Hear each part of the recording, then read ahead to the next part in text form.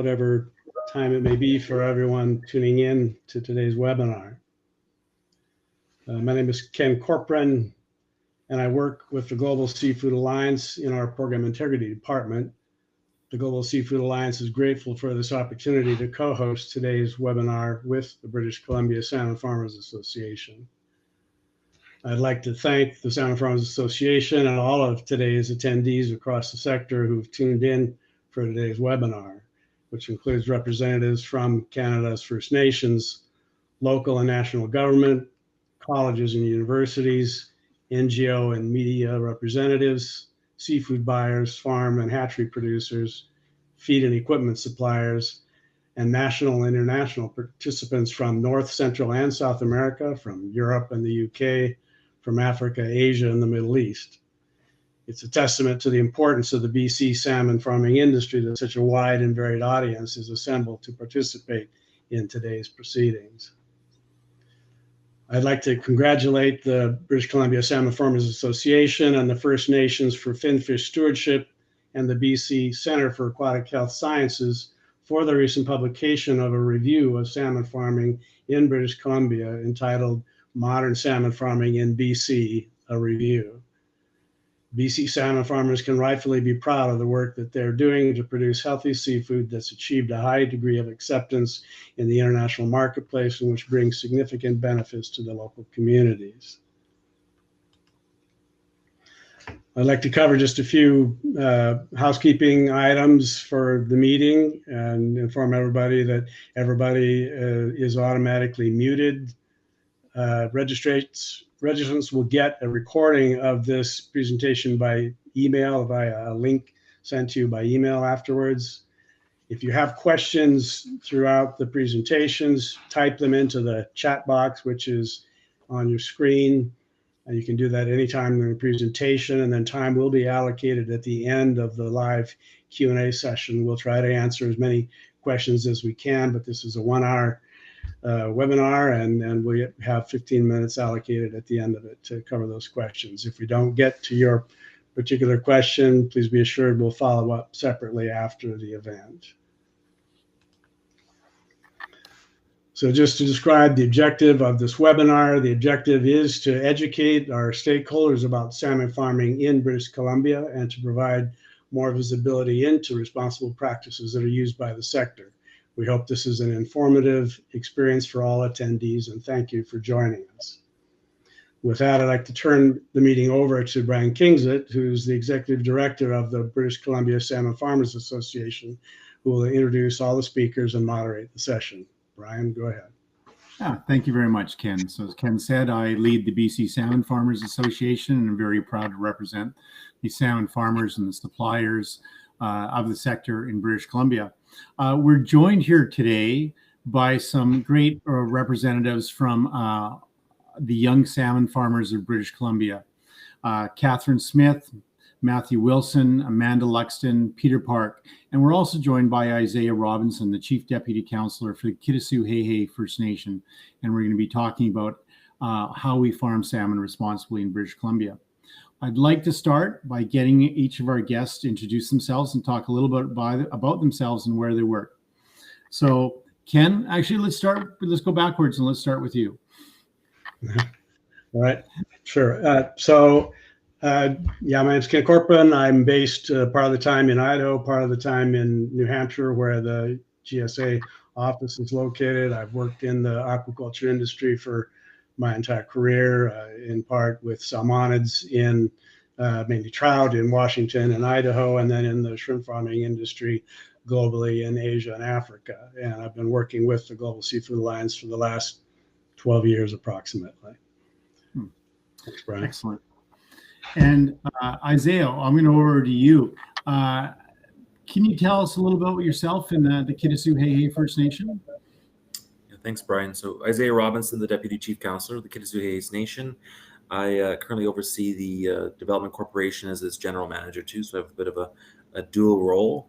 And currently one of the major files I'm dealing with is aquaculture, as we're currently in the midst of a transition with the federal government. So I oversee 6 businesses, including a forestry, a world-renowned lodge, and couple other services within the community. I've lived in Clem for the last 8 years, and I've enjoyed serving my community during that time. And Isaiah, explain just how far away from, people are probably familiar with where Vancouver is, but how far away is Clemtu? Yeah, so Clemtu's on the central coast of British Columbia. It's about 800 kilometers north of Vancouver. Typically, it's fly-in, or you'd have to ferry in general. It's probably about a 15-hour trip, I would say, from Vancouver on a good day. Excellent. You're much in a beautiful country. I've been glad to spend some time there. Catherine and Matt, I see you guys got a little bit of weather. Can you tell us about yourselves and where you are today? Absolutely. Thanks, Brian. So I'm Catherine Smith. I work for Greek Seafood as one of their veterinarians. I've been in the industry for about 2 years in aquaculture. I'm Matt. I'm the fish health coordinator for Greek, and I've been working here for 3 years in this department. Yeah. And as you can tell, we're on a farm in our Nootka region. This one's called Williamson. So yeah, we're doing our webinar from here. Excellent.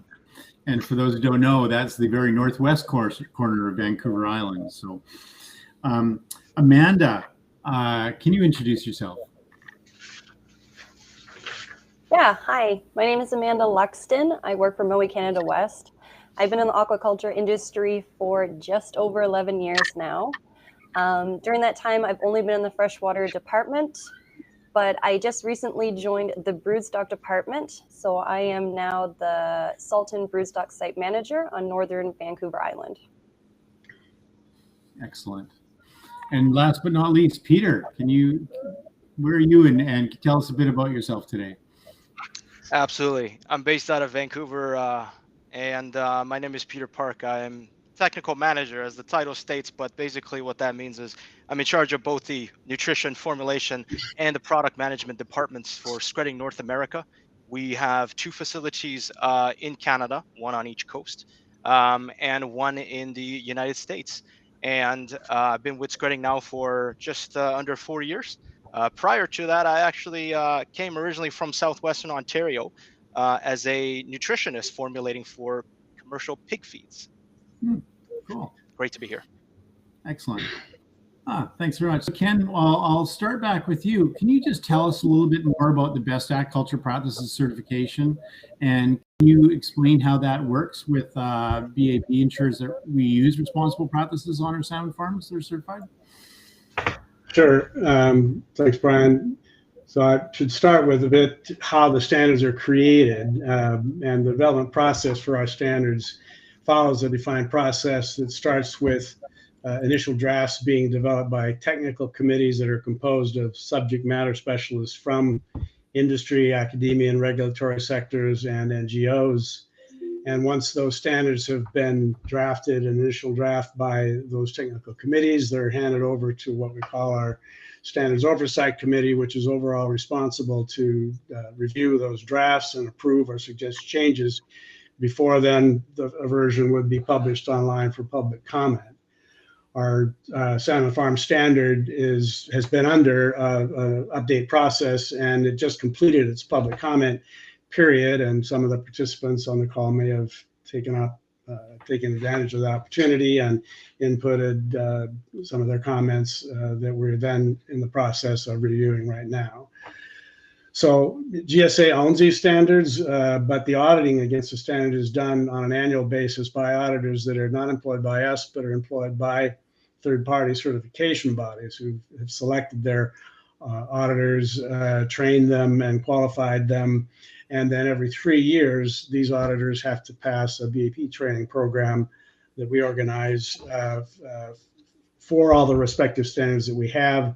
And then each of these auditors have to first have had a background, either educational or work experience or a combination. That makes them a suitable person to audit that type of facility. And then in the auditing process, any or all nonconformities that get identified during an annual audit have to be corrected before certification will be awarded. And if there are nonconformities that are not settled, then they're not going to be issued certification. If there's repeat nonconformities between 1 year's audit and the next, that it can result in loss of certification. And so over time, as new issues and priorities come to light, BAP standards get updated. It results in kind of a stepwise process of continuous improvement. The standard content starts in every case from a baseline of compliance with relevant local and national laws. And on top of that is added then a considerable amount of supplemental requirements that are important to the seafood marketplace that cover issues that are critical for demonstrating responsible practices. And that can include social, environmental, food safety, environmental welfare. There's traceability components. So salmon farms that are certified under BAP have to pass this kind of an annual audit process to remain certified and to be included in the listings of certified sites on the BAP website. Cool. That's a quick summary. So Ken, what are some of the changes that are happening the latest version of the new standard? Okay, well, just to keep it brief, as I said, we just completed the public comment period. It was developed under a technical committee headed by Dr. Darrell Green from Canada. There were very substantial additions to the updated Salmon Farm standard that results in nearly a doubling of the number of auditable clauses that compared to the current version, which is Salmon Farm Standard 2.4. The new version will be 3.0. Some of these additions were due to the existing guidance, which were bullet points within written plans that had to be part of the overall written procedures of salmon farms, but those have been elevated now to auditable clauses. And there are also significant additions to social requirements related to worker wages, various things related to worker safety also. And then also a significant increase in some of the environmental, animal health, and welfare requirements as well. BAP is expecting that the final review and approval process for this new standard will occur during Q3 and Q4 of this year, 2024, and that would allow BAP to then release the new standard during the first quarter of 2025. But as with all our standards, once a standard is published, then 1 year later, it becomes mandatory for use in audits. So by first quarter of 2026, that's when it's expected that this new standard would be in force. And one almost certain result of this added content will be that the audit duration is going to increase beyond the current 1-day audit to a 2-day audit is what's expected. So in brief, that's what the main changes are. Yeah. Excellent. Well, we're looking forward to that, and very proud of the farms that are on BAP and processing plants and hatcheries and feed mills in British Columbia that are certified. Isaiah, I'm going to go back to you, and just a little bit away from agriculture, but the Kitasoo First Nation recently received a Blue Park Award. It's an internationally recognized example of excellence in marine protection. It's the first Indigenous-led blue park in the world and a first for Canada. So your nation's protected over half its territory and has also been farming salmon for, I think, almost 28 years. Can you speak about how you've been able to achieve these goals as a nation in the Central Coast? Thanks, Brian. Yeah, Kitasoo has been very progressive in a sense of trying to be able to manage a territory in a good way. There's always perspective of there's multiple generations that we are preparing for in the end, and so when it comes down to obviously the Blue Park, that is the breadbasket for the Kitasoo people, and there's very stringent expectations similar to the GSAs and just what we were just discussing previously, and those expectations very similar to what is required for blue parks is very stringent expectations for science and data management and stuff like that, and overall review. So it took quite some time to get this award, and our nation is very proud in the sense of being able to accomplish and protect the overall territory. Maybe just to provide a bit more clarity too, there's only one commercial fishery allowed in there now, and that's of the Kitasoo people. So we still fish in there commercially in our own sense, and we manage things in a very progressive manner. So science is very much based in everything we do within our territory, similar to other closures we're able to manage with the Department of Fisheries and Oceans. So we're very progressive. We want to manage our territory ourselves and work with the government as best as possible. Excellent. So how has salmon farming impacted your community, and why have you been a vocal advocate for the sector? Can you tell us that? And then I also want to hear about Clem 2 Spirit. Sure. Yeah. So Clem 2 has been probably pioneered this industry when it came to, um, you know, getting it started with signing its first agreement with the First Nation in Canada. I was actually just looking at some photos yesterday of a friend of industries, Ian Roberts, when he had blonde tips, and I just so many fond memories of this overall industry and how far we've come. And it's very impressive. We came from a 5% employment rate. We came from an industry that was all commercially operated, and it collapsed, and we had nothing. And we had Nutreco come along, we before that we did do some dabbling, and it didn't work out so well. But we decided to try to find a larger partner. Nutreco came along, and it's been 28 years later. This partnership has now created a 99% employment rate. It supports 51% of my economy. When it comes down to what it's been able to create, it's been able to support the overall being of our people. If you are working with First Nations people, or First Nations people, if you know how things are on the reserve, some things aren't. It's not always the best. There's social issues in general that are after effects of what has happened with colonization, being in social issues like suicides and alcoholism and substance abuse. And Kitasoo had those issues prevalently when it came to suicides, and thanks to this industry, we've been able to have our people have a purpose. In our perspective, they've been able to go to work every day. And it's crazy that when I've gone to Scotland and I've gone to Norway, and we've chatted with these same salmon farmers we see on the screen right now, they all talk about how this work is something they look forward to every day, looking after these fish. And so for me, it's been very inspiring to understand and be able to explore the world and seeing how everything is so much the same when it comes to this industry, and how it all ties us together. And so when it comes to our progressiveness, like I just said, we've also been very progressive with our partnership, and we've been able to release a one-of-a-kind first indigenous smoked salmon product in North America, specifically Canada at this moment. So we've been able to go quite very far with the relationship, when we continue to be more progressive. And the plan is to further expand the States too. And so the foundation of our economy is also, we are also facing an aging workforce.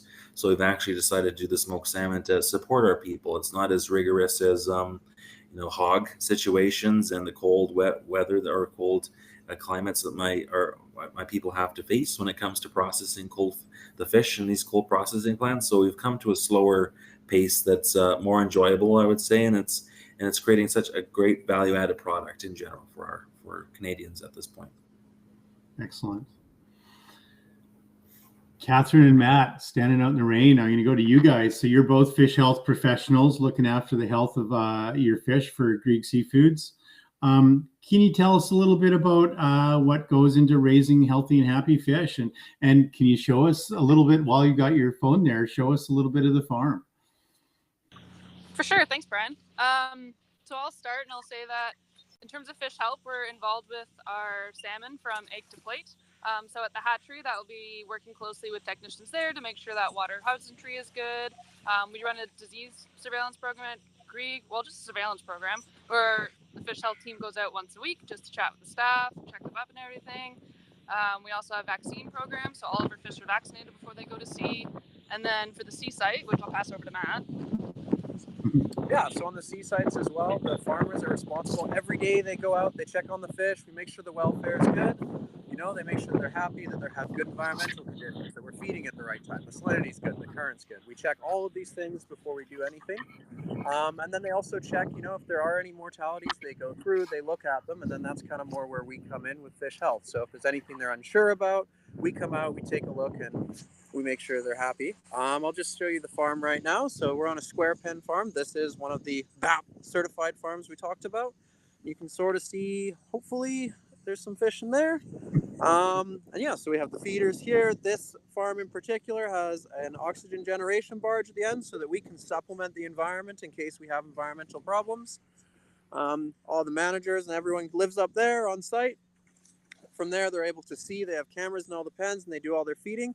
And then we're also harvesting right now. So these fish are hopefully 5 kilos or so, and yeah, they're doing well. And you can see, Yeah, and I'll add that we also work with our brood fish. So that's where From Egg to Plate is. So yeah, we help select the brood fish with our brood manager, and then we take them back to site, and then we strip them for eggs, and Fish Health's involved with screening to make sure all of our eggs are healthy and ready to go. Excellent. And maybe just for people that aren't familiar with Vancouver Island, explain how your commute was to get to that site today. Oh, fair enough. Yeah, so for us, our office is located in Campbell River, which is about a 3-hour drive north of Victoria. Not that we live there, but just to give you some perspective. And then from Campbell River, we cross the island to go to the west coast because it's on the east. So that's about an hour-and-a-half drive.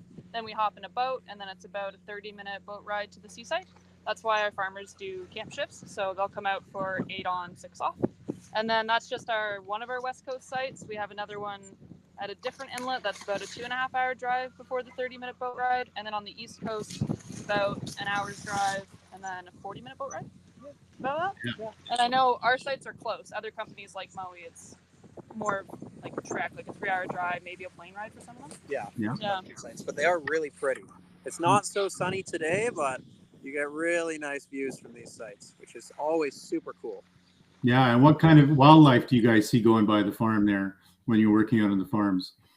Harbor seals, sea lions, orcas, Eagles, lots of bald eagles. seagulls. Seagulls, yeah. Always Seagulls, seagulls and yeah. ravens too, but yeah. See some humpback whales and killer whales sometimes, and we get sea otters in Nootka Inlet occasionally, and a lot more up north, so it's really Excellent. pretty out here. Huh. Fantastic. What a gorgeous place to work.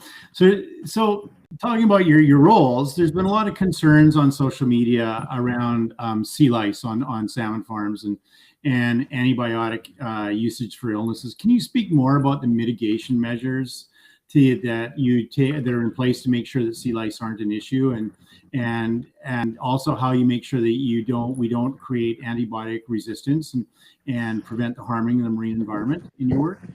For sure. I'll start a bit on antimicrobials and that. So for antimicrobials, we use them as a last resort, and typically for farming in BC out here, we only use them in the first few months when we put the fish to sea. It's pretty stressful transferring from the hatchery to the ocean, just like another animal production system. So that's when you're likely to see disease.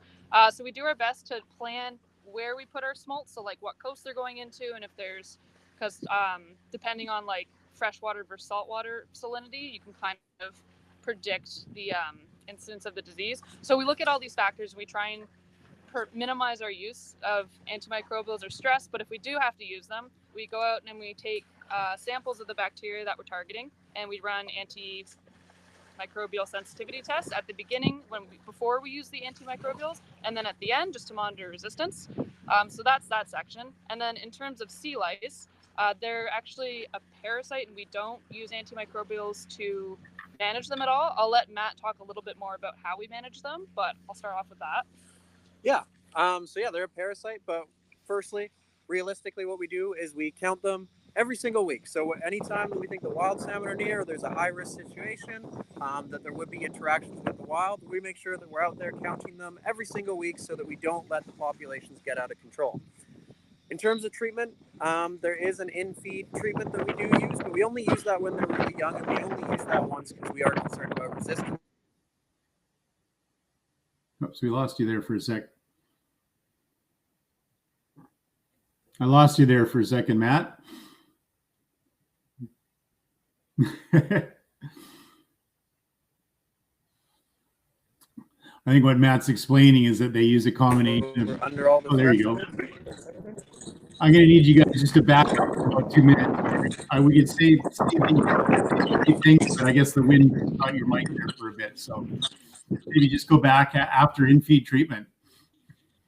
Okay. Okay, sorry. It got a little windy. So after the in-feed treatment, again, we make sure that we're monitoring the fish, and then as needed, we have a well boat that we can put the fish on and treat them with hydrogen peroxide. I forgot to mention before, but on the well boat, here, try this way, hopefully it's less windy. On the well boat, we do have technicians that do titrations every single time before the fish go in to make sure that we're hitting that 0.01% that we sort of want. so that we don't stress out the fish, but we still have efficacious treatments. We do counts before and after to make sure that we are getting the efficacy that we want for the removal. And then there's also another method that we use, what we call mechanical treatments. And so this uses water pressure to spray the lice off the fish as they go through. This one we do a lot of work as well, looking at welfare. So we have technicians on the vessel that assess the welfare of the fish as they're going through, and we make adjustments accordingly to make sure that we keep the fish as happy as we can, because at the end of the day, a happy fish is a good fish to grow. Yeah, and I'll add, we're also Excellent. involved with universities with research, trying to constantly always improve these technologies, as well as so that we can develop our vaccines. And we're doing a lot of work looking at the one use where we have for antimicrobials to try and minimize it in the future, because it's not good for the fish and it's also expensive. Excellent. Thanks, guys. It's so great that with modern tech can get us right out in the very remote parts of Nuka Sound. So we're going to go back to Vancouver and Peter. I'd like to pass over to you. And so for a lot of people, salmon feed seems to be a bit of a mystery for people unfamiliar with the sector. Can you talk a little bit about what goes into salmon feed and what standards go into sourcing ingredients to make sure that the whole supply chain around feed is responsible? Yeah, and it's absolutely critical that we're transparent about what actually goes into salmon feeds and fish feeds in general in aquaculture. Like, I mean, considering in an operation, almost half, if not the majority of the expenses, a huge part in running an operation, a lot of it is the feed that you buy and that you feed to fish. It's the same goes for if you're at the grocery store, and you really got to make your money count. It's very much the same thing here. There's been extensive research. It's been decades of research as far as what has to go into salmon feed in meeting all of the requirements. And the fish feed that you would typically have from a feed supplier today commercially is formulated to meet all of those requirements so that we can grow healthy fish. And so we've come to discover that it's through individual nutrients and how to meet them rather than specific raw materials. That's really the critical factor here. And you would formulate that so that we meet the lowest cost possible. Of course, we want to have it so that it is affordable, that and we meet that ideal balance in terms of the cost and how much how well it does to fish. And so it differs by region. I would say in North America, as far as the composition of a feed, about 30 to 40% are what we call land animal protein. So that's poultry. It can have from poultry origin, from porcine origin. So a lot of that, it's very much so. And I can explain a little bit as to how that came about since the beginning when we were making aquafeed in the past. And followed by that, it's a very high in fat, the feed that we feed to salmon, especially when you're feeding it in open waters there. At that point, at that life stage, you're talking about between 30 to 40% of that pellet being fat. So a lot of energy required in that. So as a result of that, you have vegetable oils, you have animal fats that are contained in there, a total between 10 to 15%. That also includes fish oils. Nowadays, you're seeing 5 to 8% of that feed being comprised of that to meet essential omega-3 fatty acids, including EPA and DHA, which is essential for salmon. Followed by that, you have also supplements, which are meeting the vitamin and the minerals requirements of salmon, as well as a few percentages, just leaving it for what we try to aim to improve and get more of today, which are novel ingredients, ingredients that are new and exciting, that are coming from new technologies, which I can elaborate on later, and to reduce the competition between human food and animal feed. Once upon a time, it used to be just fish oil and fish meal with a bit of starch to get the pellet binding together. But of course, if you have a growing industry like aquaculture, it's not sustainable, and you don't want to deplete wild fish stocks in order for you to grow salmon. And as a result of that, that's how the industry, at least the feed industry, had evolved to accommodate and be able to meet nutrient requirements rather than specific requirements of raw materials of a particular animal. And so these standards, we have very, very stringent standards to suppliers. We make sure that they sign a product quality agreement with us so that they are consistent, they are highly balanced in the nutrition as they claim to be, and also they are free of, if not very, very low, undetectable levels of toxins, heavy metals, and having very stringent qualities with regards to that, so that we are providing salmon very much in a high quality for them to be able to grow and to be healthy. And we have many voluntary standards that we have signed up for, that we have committed to in each of our plants, to ensure that it's not just the quality of that feed, but also the equipment and the plants. We are manufacturing feed responsibly, and sustainability is a big topic as well. But I can elaborate on that later. So Peter, you mentioned that the feed industry has really reduced the fish oils, and also how much do you think of your percentage of feed as actually comes from North American sources, and also the feed industry uses a lot of Canadian grains as well, doesn't it? Can you sort of speak briefly to that? Yeah. So touching on that fish oil question first. This typically how fish oil sources are divided is through the North Atlantic or the South Atlantic, but it can also come from other areas. Relevant to North America, in terms of North Atlantic fish oils, it varies depending on the season, depending on the catch, and it also varies depending on whether that fish oil is sourced from whole fish or from trimmings. So the rest of the fish has been processed for other means, including fish oil. Anything that may have not been uh, put through and be incorporated as part of that fish oil or marine ingredient in general, they're called trimmings. We try to recycle that as much as possible, and there's still, and that can be further allocated into fish oils and fish meals of their own. As far as how much of that comes, again, comes from North American sources, it's highly dependent, and it depends on the season. But it's not surprising for you to see, I would say, 30 to 50% of our total fish oil sources coming from such waters. And as far as specific local raw materials like grains, like wheat in Canada, yeah, we are a local. We are a leading producer of grains around the world, and we use what we have available, and also what is favorable in actually binding it. In our extrusion, in our extruders that you're used to, in making pellets or anything, you're used to pet food, kibbles, Cheetos, those kinds of things. You need something to bind it with, and wheat is a very effective ingredient to be able to bind pellets together, because that's also important. You don't want all this dust settling at the bottom of bags when we deliver it to our customers, deliver it and feed it to fish. It needs to be a solid pellet. Excellent. And so another thing that is sort of been polarizing on social media is astaxanthin. Can you tell us a little bit about what astaxanthin is and why it's included in salmon feed? That's a great question. And astaxanthin is really an oxygenated carotenoid. Now that's a mouthful, but it's something that naturally is occurring. You can find it in plankton. You could find it in fish in small quantities. In commercial settings, in commercial fish farm environments, they cannot get all of that through whatever they consume in the water, so it needs to be coming from the diet. But what a oxygenated carotenoid is, it can come in different forms. Astaxanthin is just one of those compounds arranged in a specific chemical structure. It's a precursor to vitamin A. And whether it is coming from extracted from a natural source or it is synthesized, it's very much the same chemical structure and has the same function within the body. You're familiar, and everybody is familiar. If you say salmon fillet, what do you associate that with? It's orange.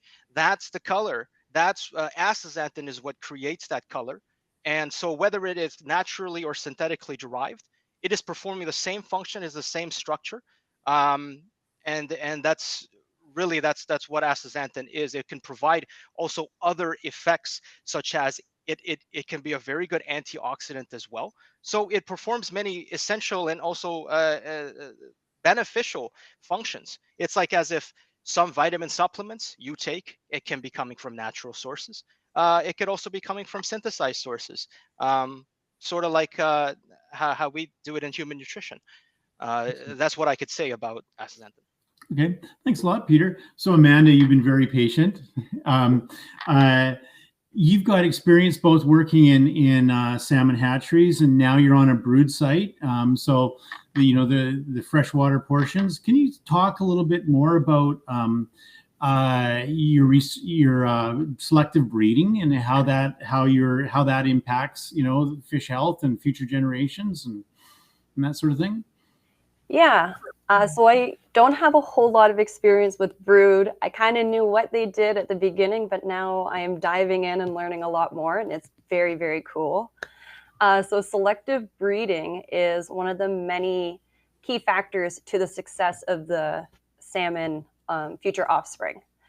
So there's many genetic or genomic tools that are available to help us improve with many traits. So there's a few that you can choose for or select for. So like growth, early maturation, gill health, pigmentation, kind of tying back with Peter there, Cadoa or sea lice resilience.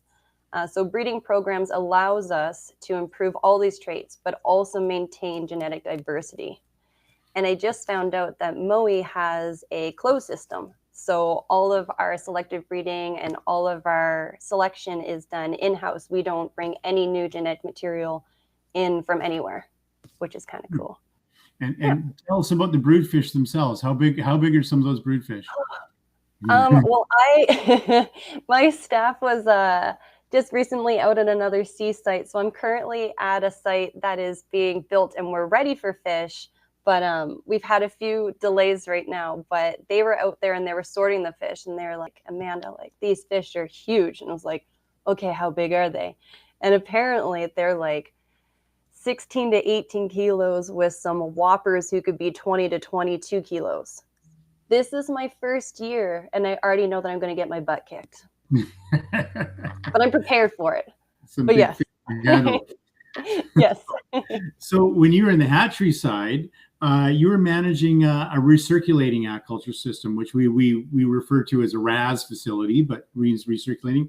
So I think you're the best person to talk to us sort of about those land-based operations. It's a hot topic. There's been a suggestion that the whole industry could move to land in British Columbia. Can you explain why we use RAS, where we use it in the production cycle, and then a little bit about what the issues are about why we would not try and grow larger fish in that in British Columbia? That's all. That's a big question, but I think you're up for it. Yeah, I'm going to break it down to parts here. Yeah. So yeah, RAS systems are really good for production on a hatchery side when you're dealing with little fish. So we're able to, with the RAS system, be able to retain water and use the same water to grow fish over and over again. So the water is completely disinfected and cleaned, and you're able to retain anywhere from 90 to 95% of the same water and just adding a little bit of makeup. With this, you're able to control your environment very well for your fish. So you're able to control your water chemistry, which is extremely important when you're in closed systems, as well as your temperature. Temperature helps because your fish is completely dependent on the environment of which the fish are swimming in. So if your temperature is nice and warm, then they're going to want to eat and they're going to grow big and beautiful. So with RAS systems, again, like I said, like the water would come from the tanks, you get it completely cleaned. You have your media bed, which helps with your water chemistry. You have your CO2 that's being stripped out. You get to do oxygenation, so adding more oxygen into the water before it goes back to the fish, as well as ozone, which cleans and disinfects, as well as UV. You're able to heat, and then it goes back to the fish. So it's being able to reuse the same resource over and over again when water is so important for everything in the world. RAS are great, but they take up a lot of space. So not only do you just have tanks, which you have your fish swimming in, but you also have to have space and the technology for all the components that go to cleaning your water. So your water treatment side, which takes up, if not the same amount of room as your tanks, or a little bit more, depending on your design. So if you're going to be growing big fish, due to densities, you'd have to have a lot of tanks and a lot of big tanks and a lot of components that go with it. So again, you have pumps, you have UV, you have ozone, you have drum filters. There's so many components that go to make a raw successful. So you'd need a lot of space on land just for the hatchery. And then the money. You were hooked up to hydro. So the amount of money for hydro and electricity and even propane for boilers as well as diesel, but you also have to have the equipment to back up. If something happens, do you have a backup generator? There's no power. You have to have that. You have to have every kind of plan to make sure that if something goes wrong, you're prepared. But at the end of the day, you want to have an affordable product. So if you are trying to grow this product on land and you are spending so much money to grow, to make a profit, it's going to have to be super expensive. And at the end of the day, that's not what you want. You want to be able to grow happy, healthy fish that anybody can afford and anybody can eat. Excellent. No. So essentially, Amanda, what you're saying is we saw Nuka Sound and communities like Isaiah's that are in very remote regions, trying to develop an economy from this. So we have issues here in British Columbia of power and of land and remoteness, right? Is that the big pieces? And it's just hard. Yeah. I mean, fish would thrive, or they thrive in the ocean. Like, they are a direct representation of the environment that they're in. Like, we have beautiful, healthy fish coming from the ocean. We can't afford to use up any more land with their ever-growing population to put these tanks when we're able to grow healthy, sustainable salmon in the ocean. That's awesome. Thanks so much, Amanda. Anybody else? So I think we're at about coming up on 11:45 British Columbia time. So we'd like to take some questions, and some people have been putting questions in. So I'll take those some from the list. So this one I'm going to give to Matt and Catherine, seeing as you're on a farm. Do farm workers get compensated for their commute time? When the stars right. So when you guys start your day, does it start when you're at head office or when you get to the site? You're gonna have to unmute there, Catherine. There you go. Is that for us? Sorry, the internet. Yeah, that's for you guys. You guys are standing on a farm, so. Sorry. Do we get compensated? Yes, we do. Every farmer's time starts when they leave the office. So if they have a longer commute, they get paid the same for their entire commute as they do on site. All the farmers here work 8 days on, 6 days off, and they do 10-hour days living on site. So we are compensated for our time for travel. And how's the accommodations? They're really nice. I wish we were in them right now instead of. Yeah, and Ken, worker safety and worker accommodations and wages, that's all covered under the standard, isn't it? Sorry, yes.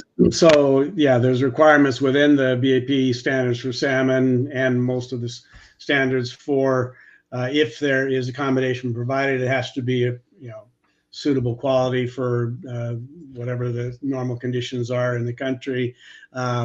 Worker safety, depending on the kind of farm, and in this case being salmon farms, there are significant provisions within the standard for diving, for example, or boat safety, use of life vests, and so forth, so that workers are safe when they're at farms and doing their normal jobs. Yeah. And I've noticed that when I've been on farms recently, now that we have Starlink on a lot of our farms, I'm noticing a lot more Xboxes when people are off shift, and happy farmers. So I'm going to go to another one. A question for maybe Isaiah, you can take this, but are fish processed at the farm location? I would say no. I think it really depends. We did have processing in Clem2 originally, but it's just easier to. Primarily, I believe it's in Port Hardy is the primary processing plant for Moe. So at this point, I would say early on in the industry, yes. Close to for Kitasoo, yes, but it really depends on locations. Yeah. Okay. Excellent. So we've got a question from Coquimbo, Chile. Excellent. I'd like to know what is being done regarding the percentage of food that may remain in the environment and can facilitate excess nutrients on the bottom. So who'd like to take that one? Maybe Amanda or Matt? Matt, do you want to talk about the feed systems and how you guys make sure that excess feed doesn't get lost in the environment? Yeah, for sure. Yeah, go for it. So up in the house there where it's not raining, the farmers have cameras, and they are able to, they have cameras to watch the pellets as they come down to make sure that they're not passing by the fish, and they adjust the feed rate accordingly. On a lot of our farms as well, we also have new AI feeding systems which use pellet tracking software to adjust the feeding rates automatically, to make sure that we don't waste too much feed, but then also that our benthics are good, based on, that we're not overfeeding.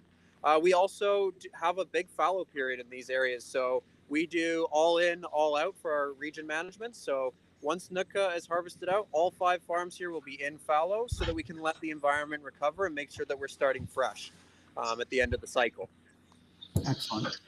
And Isaiah, you mentioned earlier you have an aging population in Clem too that are still engaged in the industry, and so you working with Mowi Canada West, you guys have done some innovative stuff about how you can control your feeding without having to do the commute. Yeah, and it's more so not even just the aging population, it's the younger generation, obviously, too. A lot of them are quite spry and love their Xboxes. So I would say very similar in regards to that remote feeding. It's very popular in that sense that we were the second ones to operate remote feeding system in Mowi Canada West, is my understanding, and that it's obviously helps reduce the overall wastage of food, just like what Peter was talking about. The cost of food is extremely expensive. These AI systems are able to support and are able to identify the fish and make sure that they're happy and healthy, and if they're eating or not too. Yeah, excellent. So I'm going to go give one for Peter. So what do you think is the next future ingredients to show up in salmon feed? Algal oils, we've heard that, insect proteins, omega-3s, canola. What is the feed sector looking at to make sure we're more sustainable going forward? Yeah, I think it needs to meet 2 key criteria, I would say, or conditions, however you would like to call that. The first one is it's about scalability, and we've seen this with already emerging ingredients that people have heard as keywords, buzzwords, like insect meal. It has to be so that we can produce, or the suppliers of those novel ingredients can produce a sufficient amount for us to incorporate into feed in sufficient quantities, while at the same time we have the dilemma that if you start and you don't have as much volume that you can create, that supply and demand, and the cost needs to come down for us to incorporate into feeds to reach that right balance of it still is affordable for producers, while at the same time providing other messages as it does not compete with the human food chain. And that's the second sort of requirement or condition. And that's what you see nowadays. It's through new technologies, it's through new ways of separating out what you would traditionally know as food that would eventually go into the human food chain, but other parts that may have been overlooked or people don't want to eat it. One thing is single cell protein. So basically, you're thinking, if you know the supplement, the spirulina, Soylent Green, that sort of is single celled. It's very much high in protein. It's very high in digestibility.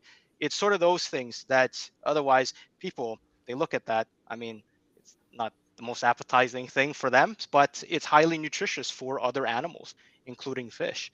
And also, for example, algae oil, yes, but there's also algae meal. The industry in East Asia, for instance, and of seaweed is huge, and there's plenty to go around, and that's just another example of how we can be innovative in sort of the novel ingredients that we can use while keeping our costs low, I would say. Okay, excellent. Here's one I'm going to throw to you, Catherine, is how does the salmon farming industry in BC prioritize positive animal welfare practices? I think this is a very good one. Not, both now and in the future. So you guys everybody talked about happy fish. So how do you guys make sure your fish or animal welfare is taken care of? Yeah, so I definitely say even across all industries, that's quite a hot topic right now. So some of the stuff that we do is, like I said, the farmers are out walking the pens every day and we monitor behavior. So there's some behaviors like finning when the fish are at the top of the surface that can kind of indicate that they're a bit stressed. But we're also trialing a bunch of different like oceanography programs, I think I'll call them. So we work with one that particularly like monitors salinity, temperature, oxygen, all of those, as well as we have like a stress index that they also look at. So it'll take in different accounts, different measures, including appetite, mortality. What else is in there? Appetite, mortality, oxygen, sea lice, and they'll give you like a number based on all these different factors, and they're weighted differently, so they're not all weighted the same.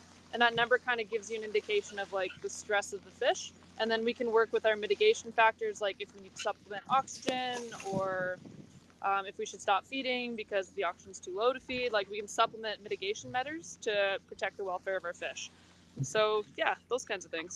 Cool. And I see those are pretty big pens behind you. What's the ratio of fish to water in those pens? 100 by. So I guess there's approximately probably about 50,000 fish in that pen at about 3 kilos, and it's 100 feet, 100-foot square, and then they're 30 feet deep. So a lot. There's a lot of water. A lot of water. Okay.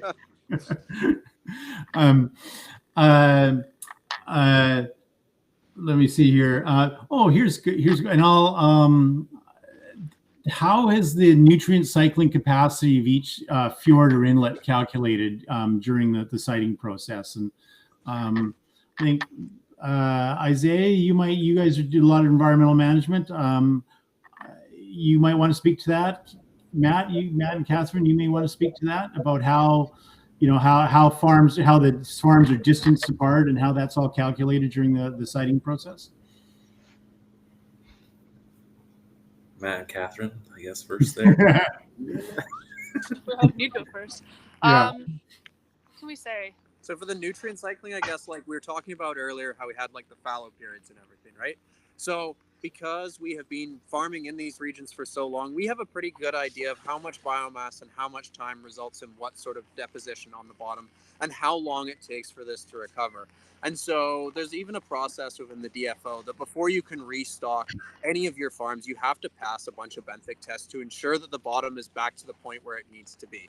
So if you think about it realistically, between the fish going in, the fallow period, and then fish going in again, we're about 2 years for every single production cycle, with that like sort of 4 months or so, depending on how we stocked and how big the fish were and the density in that particular region based on the flow regimes as to how fast they recover. So certain sites with really, really strong flows recover super quickly. Other sites that are a little shallower, a little slower flows as they pass through, they take a lot longer to recover from the benthics because of the fish being on top of them. So yeah. And I'll add it, like in the region we can stock at different times. So for the sites it does take longer, we might stock them a little bit later in the year class versus the sites where there is a lot of flow and nutrient cycling will stock first.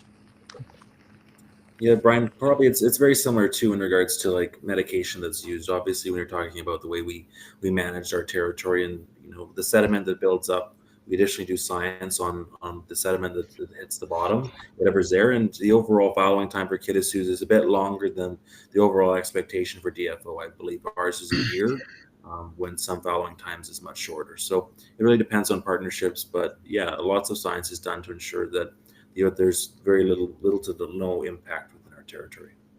Excellent. Yeah, and I can just add that before you put in a new site, and we haven't had many new sites in British Columbia in a long time, a massive amount of oceanography and appraisals and underwater camera, ROV, submarine, submersible videos is all taken to establish baselines and determine whether it can handle that. Isaiah, while you, I'm going to go back to you, and I think this is an important one. How is your nation leveraging its leadership and experiences to support other First Nation communities in the pursuit of greater self-governance? And this seems to be, a common thread within the other nations in the coalition that are engaged in salmon farming. I think it's a good question, and I think for me, I really reflect on how we got to this position. I did a thread earlier on Twitter just about how long we've been in this industry and the overall impact we have had, and the crux of it is we didn't communicate well enough about how successful First Nations have been within this industry, and this partnership that's been so prevalent and successful. And I think right now we're at this big stage of, we need better communication. So we're really leveraging and communicating how this industry is really progressing and moving forward, and explaining that, we want this industry in our territory. And it's really critical to understand that, the overall well-being that's provided to our people, educating industry or educating other industry partners, because, to be very blunt with you, we work with tons of industry partners, and there is no other industry partner that is as flexible, as fluid, and as willing to change and be at the forefront of reconciliation at this point than any other industry. So, when it comes down to it, it's really continuing to try to work with large groups, to try to work with government, and trying to educate them. It's not just about industry for us. Like Brian started off, we're at the forefront when it comes to how we're managing our territory. That is the big difference from us and many other nations. There is no other nation in British Columbia that has protected 52% of its territory. And that is the big thing. We want this to last forever. We want our territory to be managed in a good way. And so we're showing it. And that's really it in the end. Excellent. Thank you. So Amanda, I'm going to try and fit in two more questions, and I've got fantastic questions coming in, and I wish we had time to do them all. But Amanda, I'm going to maybe give you a short answer on this one, but is there an interest, and is Mowi trying to develop a salmon strain that's adapted to British Columbia? Oops, you're muted, Amanda. Yes. Not that I know of, but like I said, I'm just kind of getting into this whole brood and knowing more information. So there might be, but I honestly have no idea. Okay. You're certainly breeding fish that do well on your sites, right? So in a sense, you are. Yeah. Yeah. Okay. Yeah. So for certain selections of traits and stuff, yes. And it's really cool because everything's tracked and everything, there's a big database. So you're able to go back and take a look at how well we're doing and the progress that we're making. But progress, when you're doing genetic selection and stuff, doesn't happen overnight. It takes a bit of time and it takes a bit of work to make sure that we are doing the right selections with the right males and the right females to make sure that we are getting what we want in the end. Excellent. Okay, I'm going to try and squeeze one more in, and I think it's a big one. So, and I'm unfortunately going to go back to you, Matt and Catherine, and maybe all of us actually. But what is the impact of climate change on our sector, and what are we doing about it? And that's a 20-minute answer, but I think it's a really important one. So I'll let you guys start, and maybe if need be, I'll take the last quick word. Sorry, Brian, could you repeat it one more time? What are we doing about climate change? And I think you sort of started on that when you started talking about your environmental monitoring and adaptation. Well, I know one of the big ones that Grieg is pushing right now is to reduce our amount of carbon emissions. So we have people tracking that and just trying to be more efficient in our operations. So that's one of the mitigations. Yeah, and with that one for the carbon, we are also currently trialing hybrid barges so that we can store the power overnight, so we don't ever have to run generators overnight, and we only really need to run the generators to top up the batteries when we need them. So yeah, from that sort of carbon climate action, that's what Grieg is doing there. There's also, we share a lot of our oceanography data that we collect. We have the farms monitoring temperature salinity constantly, and so we're very happy to work with researchers and provide large data sets of information, and they can also use that to monitor climate change and how ocean temperatures are changing or ocean currents. Else? Yeah, and I guess so with that you're adapting on the fly to climate change, right? Yeah. And with that information, we can now forecast in our regions at least 4 to 5 days out as to what we expect is going to happen based on historical ocean patterns. And we do see these changes in flow and seasonality as we see climate change. But yeah, the amount of data that we collect is incredible, and the way that we're able to understand our environment is awesome. Mm-hmm. Yeah. So I think, Ken, we're just about out of time. Yeah. And geez, I want to thank everybody for your interest today and all the great questions that are here. Ken, we did and thank you, Ken, for doing a bit of shout out. The BC Salmon Farmers recently did a modern science review of all the science related to our sector. And so a number of the questions that I see that we don't have time to answer today are in that document. So I'd encourage you to go to bcsalmonfarmers.ca or just Google BC Salmon Farmers. And on our website is that very large document. It's written for the layperson, or as much as possible. It really handles a lot of the data around the sector here in British Columbia. So hopefully for those questions that we weren't able to answer, you might be able to get some answers there. And yeah, thank you again, everybody. And I'll give Ken the last word. Yeah, I too would like to thank everyone for your participation. Those of you guys that are suffering out there in the cold on your cages, we commiserate in our warm offices, but that's the reality of farming. And farming is out there in the real world, and I want to express again GSA's support for the British Columbia salmon farming industry, and welcome our continued collaboration. And thanks everybody who's been online for the call today. And thanks to the young salmon farmers, young salmon farming professionals of British Columbia, which is a unique organization of our under 35 fantastic professionals. So yeah, have a great day, everybody.